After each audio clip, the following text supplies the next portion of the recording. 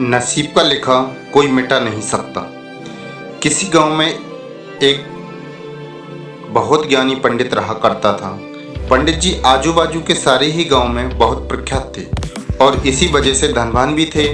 पंडित जी का परिवार ज़्यादा बड़ा नहीं था। पंडित जी अपनी पत्नी के साथ अपने बहुत बड़े घर में अकेला रहता था, क्योंकि पंडित जी को कोई बेटा नहीं था। एक बेटी थी जिसका विवाह पास के गांव वाले एक लड़के से हो चुका था। पंडित जी ने शादी से पहले अपने होने वाले दामाद की अच्छे से जांच पड़ताल की थी और अपनी बेटी का भविष्य भी ठीक से पढ़ा था। तब जाकर उसने बेटी की शादी की थी, लेकिन चंद सालों में ही पंडित जी का दामाद बुरी आदतों के चंगल में फंस गया। जुआ और शराब की बुरी लत ने उन्हें सड़क पर लाकर रख दिया। आप अपनी बेटी की ऐसी दुर्दशा देखकर पंडित जी की पत्नी काफी दुखी होती थी और अक्सर पंडित जी को कहा करती थी कि तुम जाकर उनकी मदद कर आओ। पंडित जी हमेशा अपनी बीवी को यह कहकर उनकी मदद करने के लिए मना कर देता था कि अभी कुछ समय तक उनका बुरा वक्त चलना है। हम चाहे कितनी ही कोशिश कर लें, जो उनके नसीब में नहीं है वह उन्हें नहीं मिल पाएगा।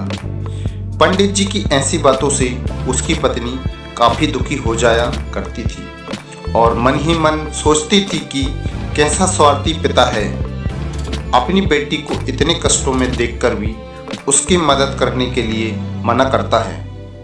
आखिर भगवान ने जो इतना सारा धन धान दिया है उसका क्या करेंगे? हमें कोई और औलाद भी तो नहीं है, ले देकर एक ही बेटी है और उसके लिए भी कुछ नहीं करेंगे तो किसके लिए करेंगे? पंडित जी ऐसा नहीं सोचते थे। ऐसा नहीं है कि पंडित जी अपनी पुत्री से प्रेम नहीं करते थे, लेकिन उन्होंने अपनी पुत्री की कुंडली इतने अच्छे से पढ़ी थी और वह पहले से ही जानते थे कि वह चाहे किसी भी लड़के से शादी करती, लेकिन उसके जीवन में यह समय आने वाला ही था और बिना इसे भुगते उसको छुटकारा नहीं मिलने वाला था। एक दिन खाने पीने के लिए भी मोहताज हो चुके पंडित जी के बेटी और दामाद उनके घर पर आए। पंडित जी ने और उसकी बीवी ने दोनों का खूब आदर सत्कार किया और खूब अच्छा खाना खिलाया। बेटी और दामाद की पंडित जी की सहायता मांगने की हिम्मत न हुई, इसलिए वह बिना बोले ही वापस अपने घर को लौटने लगे। लेकिन माँ तो माँ होती है। पंडिताइन से रहा नहीं गया और बिना पंडित जी की इजाज़त के उसने चोरी छुपे बूंदी के लड्डू बनाकर उसमें सोने के सिक्के रख दिए और बेटी और दामाद को दे दिए, ताकि बेटी और दामाद की कुछ आर्थिक सहायता हो सके।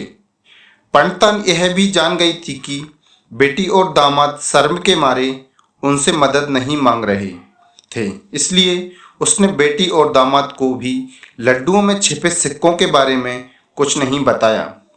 जाहिर सी बात है कि जब वो लोग घर पर जाकर लड्डू खाएंगे तो उन्हें उसमें सोने के सिक्के मिल जाएंगे। इस तरह बिना मांगे ही उन तक मदद पहुंच जाएगी। सोचकर पंडिताइन मन ही मन अपनी बेटी की मदद करने के लिए खुश होने लगी।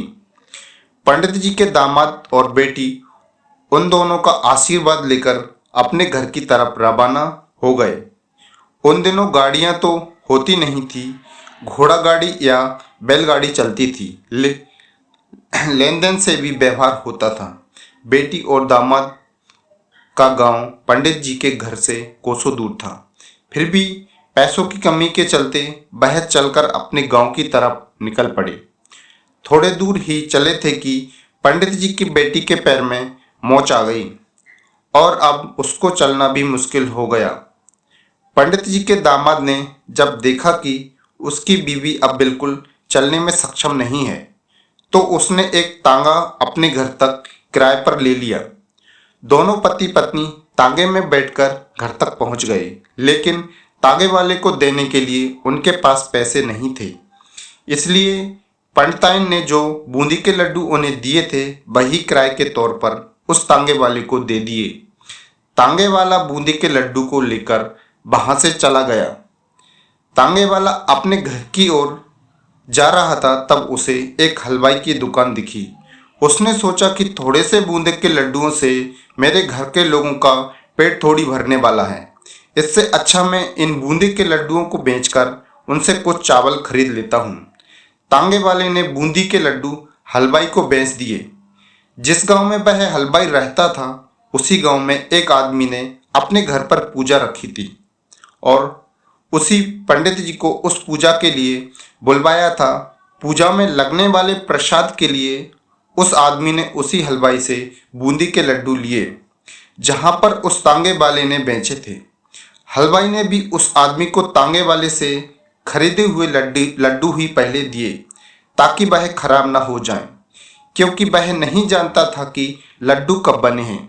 पूजा खत्म होने पर दक्षिणा के रूप में बूंदी के लड्डू लेकर जब पंडित जी अपने घर आए और खाना खाने बैठे, तो प्रसाद में लाए बूंदी के लड्डू खाते वक्त लड्डू से सोने का शक्का निकला।